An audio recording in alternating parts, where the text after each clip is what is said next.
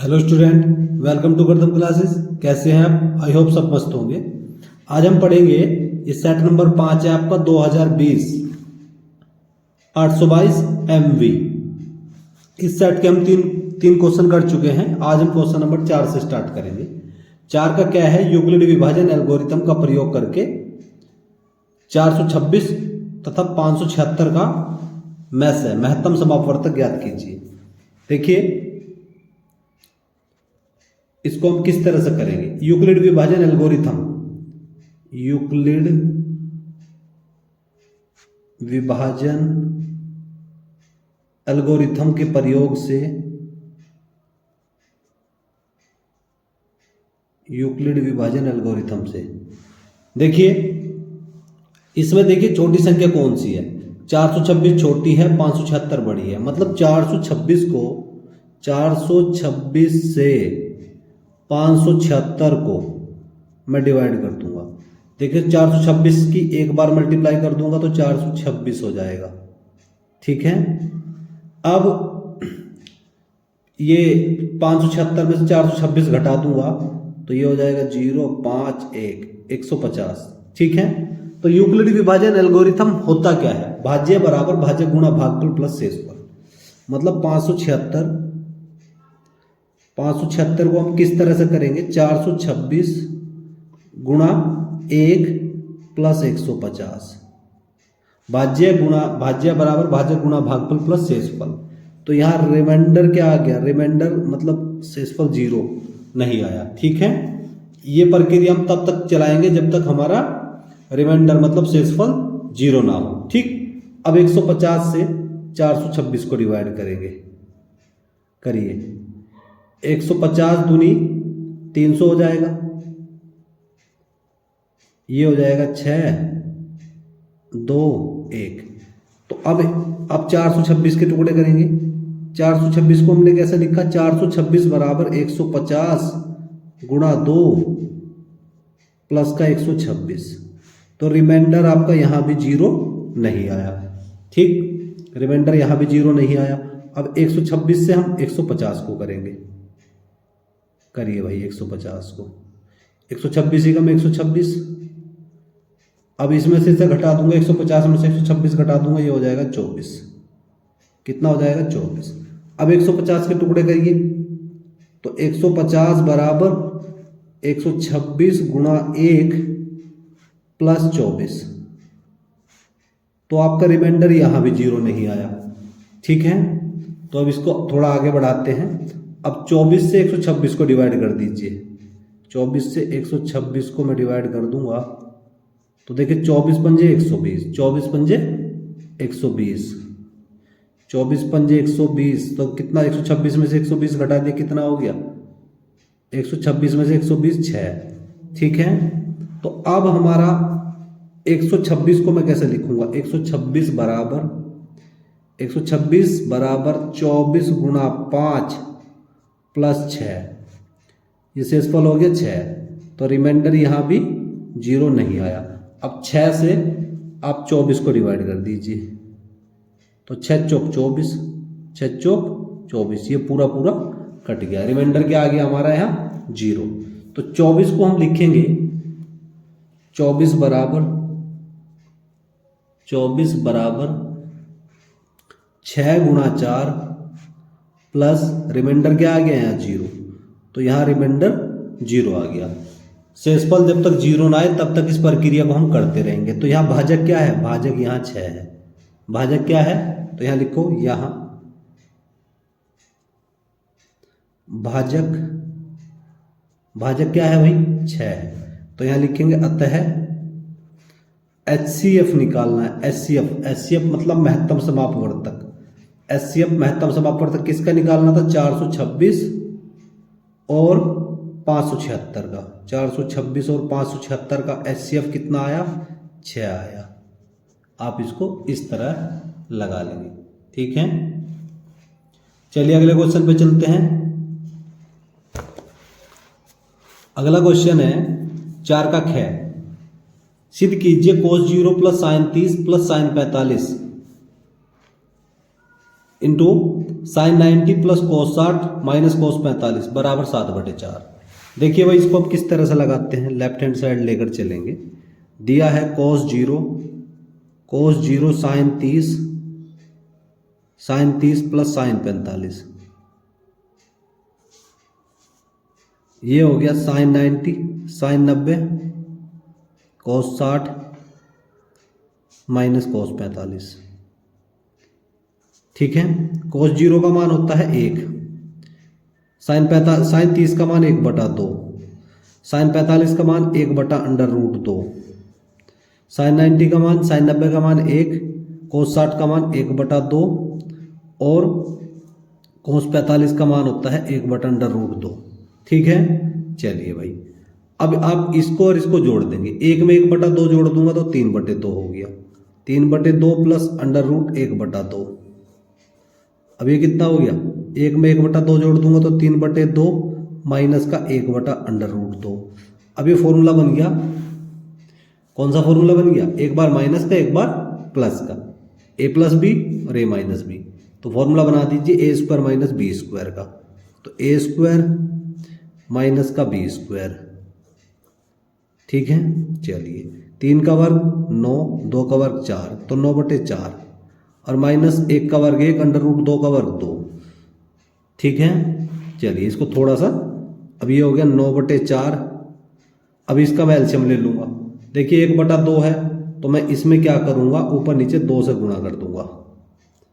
ऊपर नीचे 2 से गुणा करने पर ये कितना हो गया 9/4 और 2/4। एलसीएम कितना हो गया इनका 4, लघुत्तम कितना हो गया भाई 4। अब 9 माइनस 2, 9 में से 2 घटा दिया कितना हो गया, 9 में से 2 घटा दिया 7, तो 7/4। तो यही बात हमें इसमें सिद्ध करनी थी, लेफ्ट हैंड साइड बराबर राइट हैंड साइड, ये बात हमें इसमें सिद्ध करनी थी। ये 4 का ख पॉइंट था भाई, देख लीजिए आप इसको एक बार, ये आया भाई इसका 7/4। ठीक है, अब हम पढ़ेंगे 4 का गैप पॉइंट। बिंदुओं 3 -3 तथा 9 9 को मिलाने वाले रेखाखंड को त्रिभाजित करने वाले बिंदुओं के निर्देशांक ज्ञात कीजिए।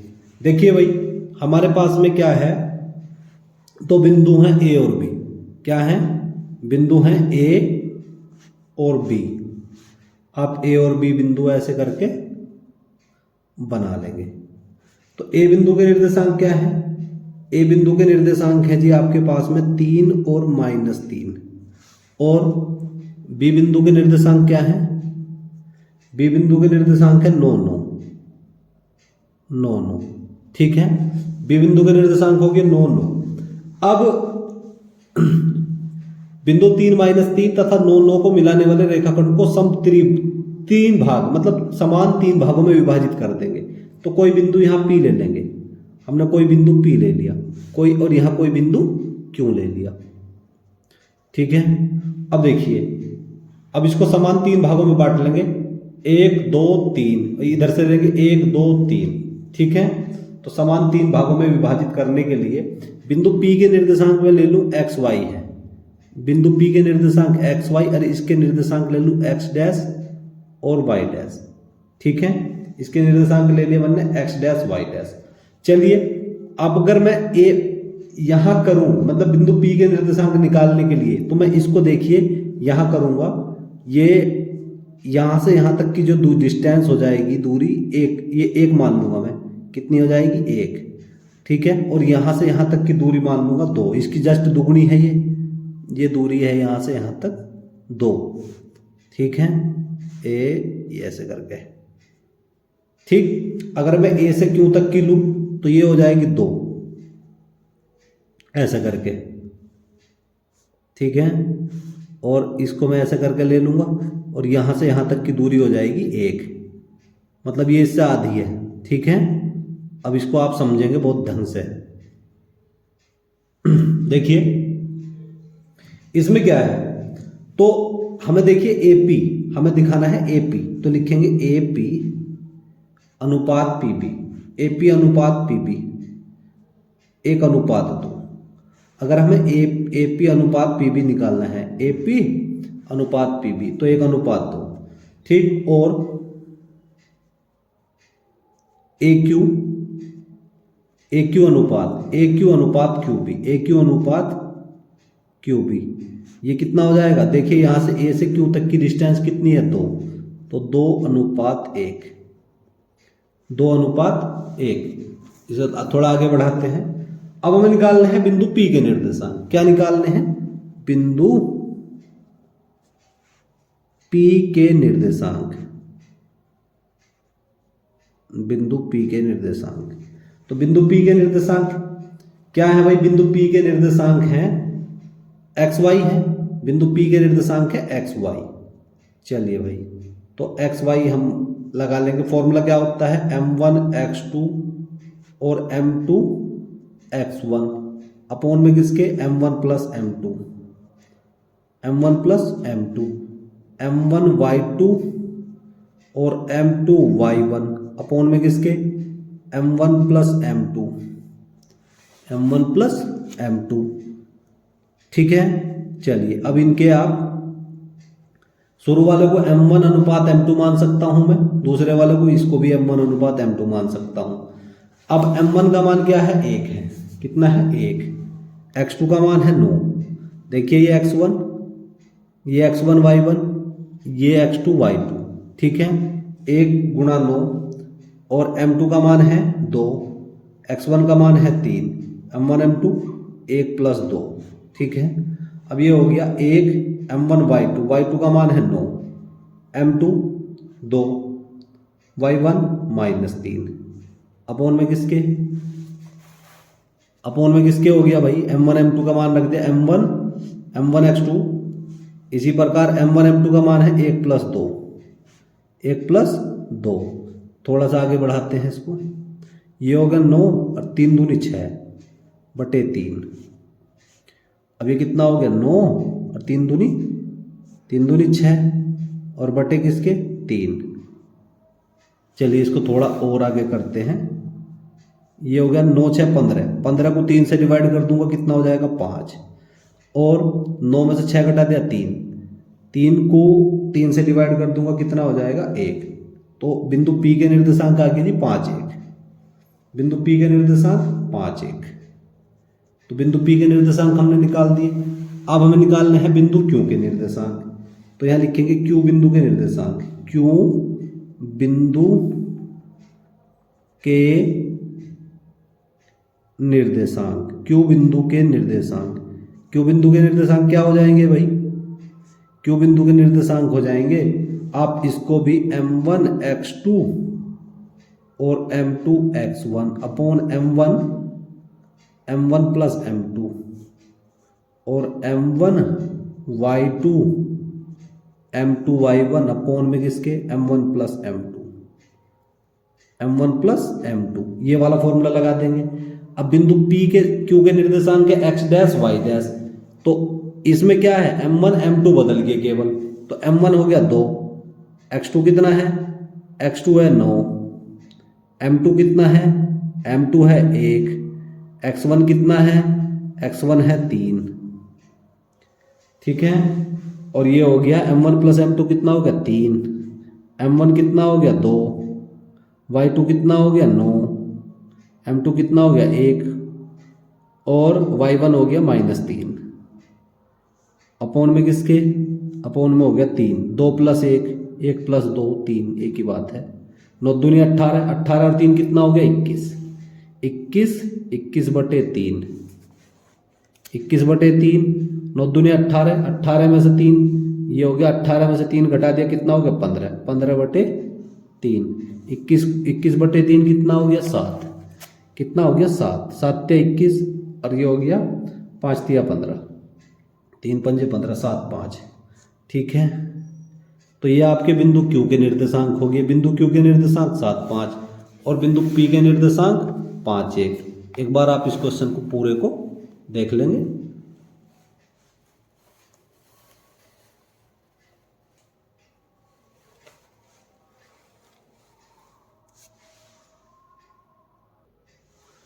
अब 4 का घ पॉइंट देखेंगे। 12 सेंटीमीटर त्रिज्या खंड का कोण 120 डिग्री है। इस त्रिज्या खंड को इस प्रकार मोड़ा गया है कि उसके दो किनारे वाली त्रिज्याओं को एक साथ जोड़कर शंकु प्राप्त होता है। शंकु का आयतन ज्ञात कीजिए। देखिए भाई इसको हम किस तरह से लगाते हैं। देखिए भाई सबसे पहले हमारे पास में आप देखिए क्या है, एक त्रिज्या खंड है, इस तरह का एक त्रिज्या खंड है आपके पास में।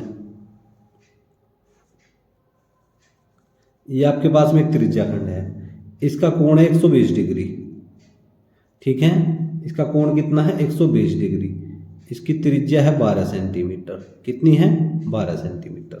ठीक, अब आप देखिए सबसे पहले त्रिज्या खंड का कोण क्या है। त्रिज्या खंड का कोण क्या है, त्रिज्या खंड का कोण, इसको हम थीटा से रिप्रेजेंट करते हैं। थीटा बराबर 120 डिग्री और त्रिज्या आर बराबर है 12 सेंटीमीटर। त्रिज्या आर बराबर 12 सेंटीमीटर। अब हमें निकालना है क्या, त्रिज्या खंड के चाप की लंबाई निकालनी है। त्रिज्या खंड के चाप की लंबाई निकालिए। त्रिज्या खंड के चाप की लंबाई, त्रिज्या खंड के चाप की लंबाई। तो त्रिज्या खंड के चाप की लंबाई कैसे हो जाएगी, देखिए मैं आपको एक फॉर्मूला बताता हूं। आपने एक फॉर्मूला पढ़ा होगा, कोण बराबर चाप बटे त्रिज्या। कोण बराबर चाप, कोण बराबर चाप की लंबाई। चाप की लंबाई है कोण बराबर चाप की लंबाई, कोण बराबर चाप की लंबाई बटे त्रिज्या। कोण बराबर चाप की लंबाई बटे त्रिज्या। तो कोण की त्रिज्या में गुणा कर दीजिए। कोण गुणा त्रिज्या, कोण गुणा त्रिज्या बराबर चाप की लंबाई। चाप की लंबाई, ठीक है। तो आप इस फॉर्मूले को अप्लाई कर लेंगे यहां। ठीक है, तो त्रिज्या खंड के चाप की लंबाई क्या बताया मैंने, कोण गुणा त्रिज्या। क्या बताया, कोण गुणा त्रिज्या। तो लिखेंगे कोण गुणा त्रिज्या, कोण गुणा त्रिज्या। ठीक, अब कोण क्या है हमारा 120 डिग्री। 120 डिग्री। त्रिज्या कितनी है, त्रिज्या है जी आपकी 12। अब आप क्या करेंगे, 120 डिग्री को रेडियन में बदल लेंगे। रेडियन में बदलने के लिए आप क्या करेंगे, पाई बटे 180 से इसमें ऊपर नीचे पाई बटे 180 से गुणा कर देंगे। 120 डिग्री को रेडियन में बदलने के लिए पाई बटे 180 से गुणा कर देंगे और ये हो गया 12। इस समय इसको काटूंगा, ये कितनी बार कैंसिल हो जाएगा, 15 बार। 12 15 180 होता है और 15 8 120। इससे इसको काट दिया 8 बार। तो कितना बचा, 8 पाई। कितना बचा, 8 पाई। ठीक है, तो ये 8 पाई हो गया। अब इसके बाद में इससे थोड़ा आगे बढ़ते हैं। अब त्रिज्या खंड के चाप की लंबाई, तो रखेंगे त्रिज्या खंड के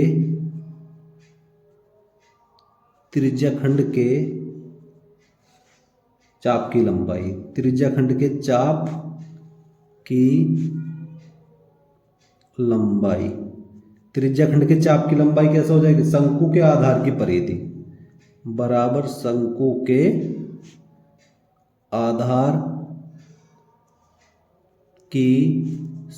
आधार की परिधि। ठीक है, त्रिज्या खंड के चाप की लंबाई क्या हो जाएगी, शंकु के आधार की परिधि, मतलब शंकु की पूरी परिधि। अब चाप की लंबाई क्या है, 8 पाई और शंकु के आधार की परिधि क्या होती है, 2 पाई आर। ठीक है, पाई से पाई कैंसिल हो गया तो 8 बराबर हो गया 2r।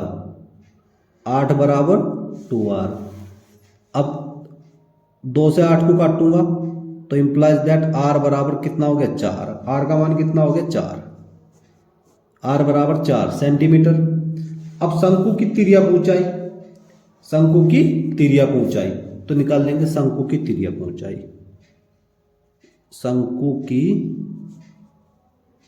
तिर्यक ऊंचाई, शंकु की तिर्यक ऊंचाई क्या होती है, शंकु की तिर्यक ऊंचाई L बराबर, इसको हम L बराबर 12 सेंटीमीटर। शंकु की तिर्यक ऊंचाई L बराबर 12 सेंटीमीटर। देखिए शंकु बनेगा, तिर्यक ऊंचाई इसकी 12 सेंटीमीटर हो जाएगी। शंकु की तिरछी ऊंचाई L बराबर 12 सेंटीमीटर। ठीक है, अब देखिए अब फॉर्मूला होता है L square is equal to R square plus H square. ठीक है, अब एल स्क्वायर, एल का मतलब 12, 12 का वर्ग 144, आर कितना है त्रिज्या आर बराबर 4 का वर्ग 16। अब ये एच स्क्वायर क्या हो गया एच स्क्वायर। आप एक काम करेंगे 144 माइनस 44 ये 16 उठाकर इधर लेंगे तो एच स्क्वायर, तो ये कितना हो गया 144 में से 16 घटा दूंगा तो 128 बचेगा, ये हो गया बराबर एच स्क्वायर के। तो implies that H square is equal to, H square बराबर 128 है। अब आप एच स्क्वायर इसका वर्गमूल ले लेंगे, आप ऊपर वर्ग से रूट कैंसिल हो गया, एच बराबर, अब 128 को मैं लिखूंगा 64 गुणा 2, 64 गुणा 2 कितना हो गया 128। तो एच बराबर 64 का वर्गमूल लूंगा तो 8 रूट 2, तो h बराबर 8 रूट 2, ऊंचाई h बराबर कितने हो गया 8 रूट 2। अब शंकु का आयतन निकालना है, क्या निकालना है शंकु का आयतन। अब निकालिए शंकु का आयतन, शंकु का आयतन क्या होता है 1/3 पाई आर स्क्वायर एच। तो 1/3 पाई, यह है पाई, जरूरत पड़ेगी तो पाई का मान लगा देंगे। आर कितना है 4 का वर्ग, ये होगा 4 गुणा 4, ऊंचाई एच कितनी है ये हो गया 8 रूट 2। ठीक है, अब देखो 4 चौक 16 अट्ठे 128 रूट 2, अब ये हो गया 128 रूट 2, नीचे है 3/3, और ये हो गया पाई कितना घन सेंटीमीटर या सेंटीमीटर की घात 3, ये इसका सॉल्यूशन हो जाएगा भाई। एक बार इसको देख लेंगे आप अच्छे से।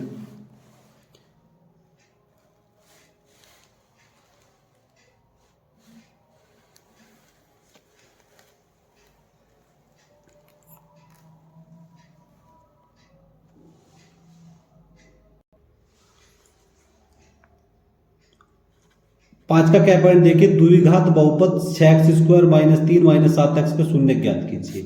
ठीक है, देखिए भाई दिया है 6x² - 3 - 7x। ठीक है, आप इसको इस तरह से लिख लेंगे 6x² - 7x और -3। ठीक, चलिए अब देखिए 36 18 के ऐसे टुकड़े जिसका योगफल या अंतर कितना हो, योगफल या अंतर होना चाहिए 7। तो 6x² माइनस, देखिए भाई 9 दूनी कितना होता है 9 दूनी होता है 18, 9 में से 2 घटाने पे कितना बचेगा 9 में से 2 घटाने पे बचेगा 7। ठीक, ये हो गया x -3, तो 6x² माइनस, आप x के अंदर मल्टीप्लाई कर देंगे तो ये होगा 9x - 2x और -3, तो ये होगा 6x² - 9x, माइनस की माइनस में कर दी प्लस का 2x -3। ठीक है, चलिए भाई यहाँ से यहाँ तक आप कॉमन ले सकते हैं। देखिए 3 दूनी 6, 3 × 9, 3 को 3 से कट रहा है तो 3x मैंने बाहर निकाल दिया तो 3 यहाँ बचा 2x - 3। अब यहाँ से 2x - 3 यहाँ है तो यहाँ से कुछ भी कॉमन नहीं लिया जा सकता, तो यहाँ से 1 कॉमन ले लो 2x - 3, तो 2x - 3 ये रहा, 2x - 3 ये रहा, तो 2x - 3 कॉमन ले लिया तो कितना बचा 3x + 1। अब इसके शून्य ज्ञात करने के लिए हम क्या करेंगे, अब लिखिए शून्य ज्ञात करने के लिए लिखेंगे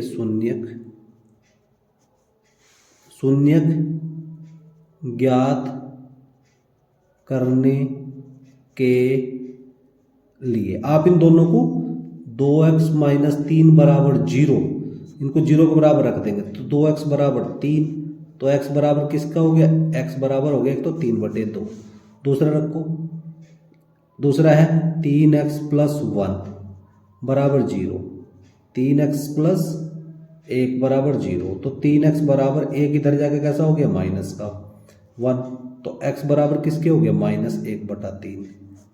ठीक, तो यहाँ लिखो अतः शून्यक, अतः शून्यक, अतः शून्यक हो गया भाई 3/2 तथा -1/3 होंगे, ये आपके शून्यक हो जाएंगे। ठीक है, चलिए आगे चलते हैं। 5 का ख पॉइंट देखिए, 5 का ख दिया है, सिद्ध कीजिए कि वृत्त पर बाह्य बिंदु से खींची गई स्पर्शिया केंद्र को बाह्य बिंदु से मिलाने वाली रेखा से बराबर कोण बनाती है। चित्र में कोण AOB बराबर AOB दिया है 100 डिग्री, तो APO का मान निकालना, APO निकालना है। देखिए हमें दिया है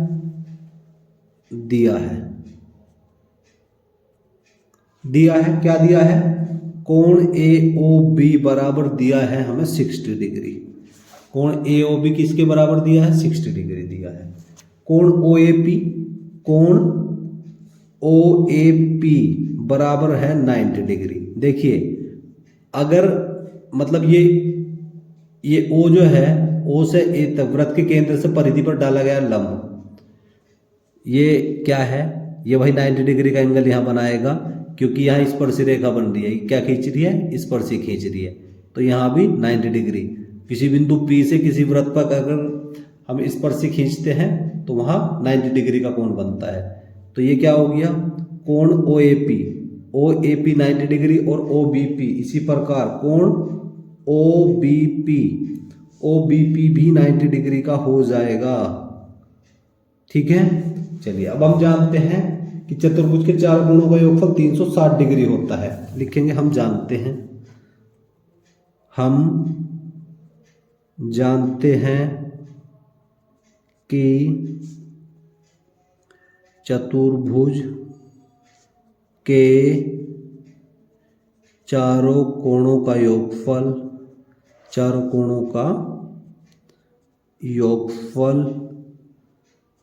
360 डिग्री होता है।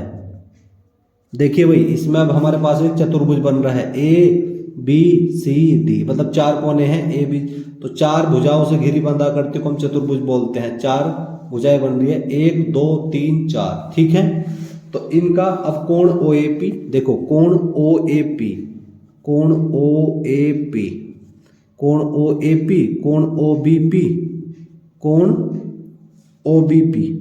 OBP प्लस कोण AOB प्लस कोण AOB और प्लस कोण APB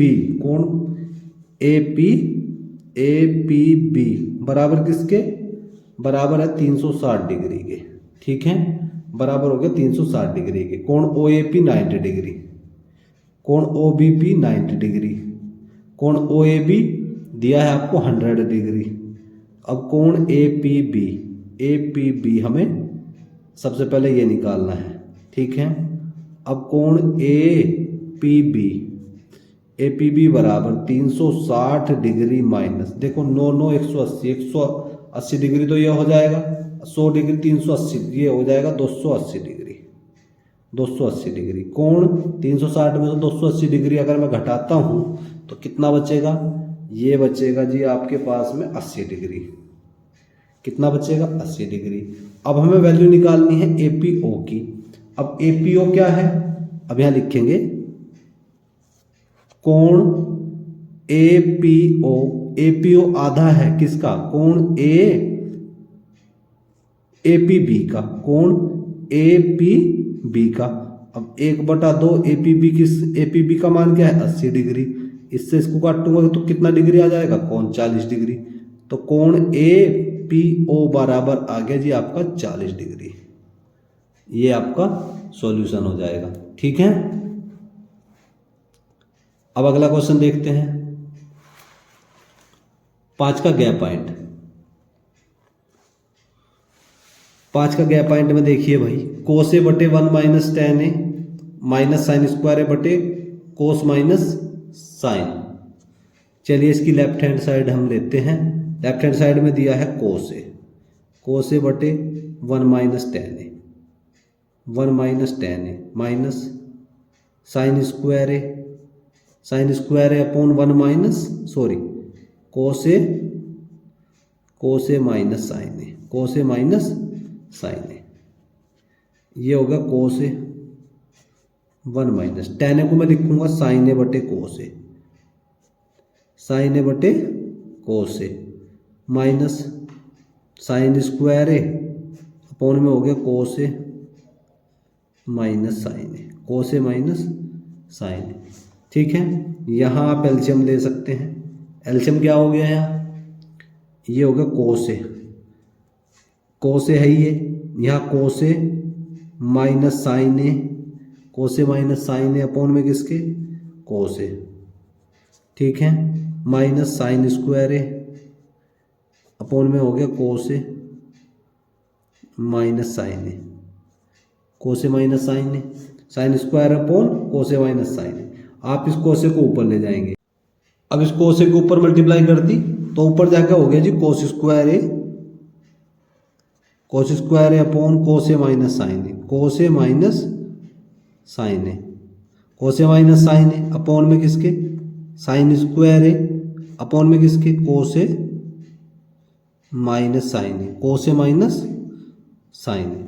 ठीक है, ये कोस ए माइनस साइन ए हो गया। अब मुझे क्या करना है, अब यहाँ आप चलेंगे, देखिए इनका एलसीएम क्या हो गया, एलसीएम हो गया कोस ए माइनस साइन ए, कोस ए माइनस साइन ए, ऊपर क्या हो गया भाई कोस स्क्वायर ए माइनस साइन स्क्वायर ए।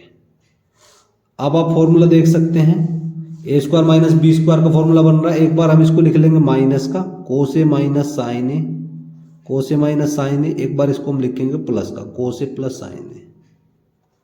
ठीक है, अब नीचे कोस ए माइनस साइन ए है ही, कोस ए माइनस साइन ए, कोस ए माइनस साइन ए से कोस ए माइनस साइन ए कट गया तो कितना बचा कोस ए प्लस साइन ए, कोस ए प्लस साइन ए। तो भाई ये हमें इसमें सिद्ध हो गया हमारा। ठीक है, आप इसको इस तरह लगाएंगे, ये पूरा है। ठीक है,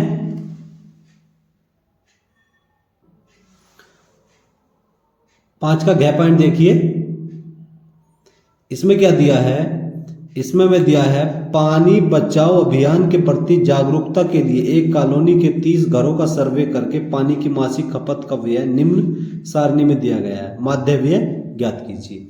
व्यय रुपयों में दिया है, घरों की संख्या दी है। देखिए इतना क्वेश्चन आपको दिया है, इससे आगे हम इसको बढ़ाते हैं। इससे आगे ये कैसे होता है, देखिए घरों की संख्या एफ से रिप्रेजेंट करते हैं, ये बारंबारता होती है आपकी। ठीक है, अब इसके बाद हम निकालते हैं मध्यमान, मध्यमान x, ये होता है मध्यमान x। मध्यमान कैसे निकलता है, ये जो आपकी निम्न सीमा और उच्च सीमा ये दी है, इन दोनों को जोड़ कर आधा कर देते हैं। इन दोनों को जोड़ कर आधा कर दूंगा तो कितना आ जाए, देखिए 65 और 68 दोनों को जोड़ के इनका कर देंगे आधा, तो ये हो जाएगा भाई 133। 133 का मैं आधा कर दूंगा तो 66.5 हो जाएगा। ठीक है, इन दोनों को जोड़ कर आधा करूंगा, देखिए 3 3 का अंतर, इनमें 3 3 का अंतर है तो 3 3 आप बढ़ाते चले जाएंगे, 69.5। ठीक है, ये हो गया 72.5 और ये हो गया 75.5। ठीक, ये हो गया 78.5, 75 3 78। ठीक, ये कितना हो गया 81.5, यहाँ कितना हो जाएगा 84.5। सब में कितने कितने का अंतर है, 3 3 का अंतर है, तो 1 2 3 4 5 6 7, इसमें किसी बीच वाली संख्या को मैं ए मान लूंगा। ठीक है, अज्यूम कर लूंगा मैं इसको। अब आपको निकालना है विचलन, क्या निकालना है विचलन, विचलन d is equal to x minus a. विचलन क्या होता है, d बराबर एक्स माइनस ए। तो हमें क्या करना है, हमें क्या करना है, d में से मतलब इस ये जो ये a है, इन ये सारे x हैं, ये मध्यमान है, तो इन सब में से मुझे 75.5 घटाना है। इसमें से मैं 66.5 में से 75.5 घटाऊंगा तो माइनस का 9 बचेगा, माइनस 6 बचेगा, फिर इसमें से इसे घटाऊंगा माइनस 6, इसमें से घटाऊंगा माइनस 3, 75.5 में से 75.5 घटाऊंगा 0, इसमें से इसे घटाऊंगा तो प्लस का 3, ये कितना हो जाएगा प्लस का 6 और ये हो गया प्लस का 9। ठीक है।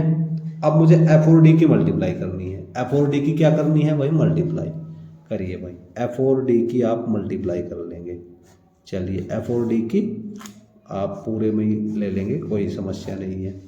ठीक है, चलिए भाई एफ और डी की हम मल्टीप्लाई कर रहे हैं। करिए एफ और डी की मल्टीप्लाई करेंगे। 9 दूनी 18, 9 दूनी 18 माइनस के 18, ये हो गया 6 चौक 24 माइनस के 24 और 3 तिया 9 माइनस के 8 की 0 मल्टीप्लाई कर दी 0, 7 तिया 21 प्लस का हो गया और 6 चौक 24 प्लस का हो गया और 9 दूनी 18 प्लस का हो गया। देखिए भाई अब हमें निकालना है इसका योगफल। क्या निकालना है? योगफल।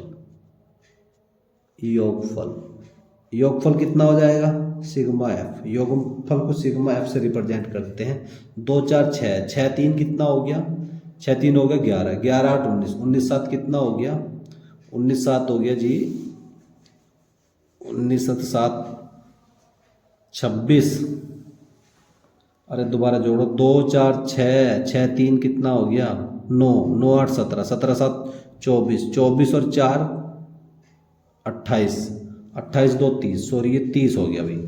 सिग्मा एफ कितना हो गया? 30। अब हम निकालना है sigma f D. Sigma f D कितना जोड़ेंगे देखेंगे भाई। सिग्मा एफ डी हम कैसे जोड़ेंगे? देखिए अगर आप कुछ कैंसिल हो रहा हो, देखिए 18 से प्लस के 18 से माइनस के 18 कैंसिल हो गया, ठीक है, और प्लस के 24 से माइनस का 24। अब यहाँ बचा कितना? प्लस का 21, प्लस का 21 माइनस के 9, 21 में से 9 घटा दिया कितना बचा? 12। ठीक है, अब हमें निकालना है इसका समांतर माध्य। तो निकाल लेंगे समांतर माध्य। समांतर माध्य a plus sigma f d upon sigma f. A का मान कितना है? ए का मान है 75.5, 75.5। सिग्मा एफ डी है आपका 12, 12/30, 12/30। इसको थोड़ा कैलकुलेट कर देंगे सही से। 4 से काट लूँगा मैं, सॉरी इसको 3 से काटिए आप। 3 चौक 12, 3 धाम 30, तो 4/10, 4/10। अब आप 75.5, 4 से 10 से 4 को डिवाइड कर दूंगा तो 0.4 हो जाएगा। कितना हो जाएगा? 0.4। अब हमें क्या करना है? 75.4 में 0.4 घटा जोड़ता हूँ तो 75.9 हो जाएगा, 75.9 हो जाएगा।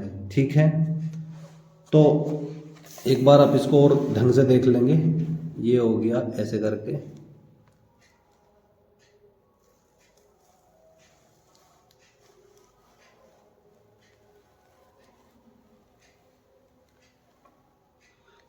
तो भाई आज हमारे ये क्वेश्चन नंबर 4 और 5 कंप्लीट हो गए। 2 क्वेश्चन आज हमने पूरे कर लिए। अब जो इसके बचे हुए क्वेश्चन हैं वो हम कल देखेंगे। आशा है आपको समझ आया होगा। यदि मेरे द्वारा पढ़ाने में आपको कोई बेनिफिट हो रहा हो तो प्लीज़ चैनल को लाइक शेयर एंड सब्सक्राइब करें, ताकि हमारी आने वाली वीडियो का नोटिफिकेशन आपको मिलता रहे और आप अपने अच्छे से बोर्ड एग्जाम की तैयारी करते रहे। ठीक है, अब हम आपसे मिलेंगे नेक्स्ट लेक्चर में। तब तक के लिए जय हिंद, जय भारत।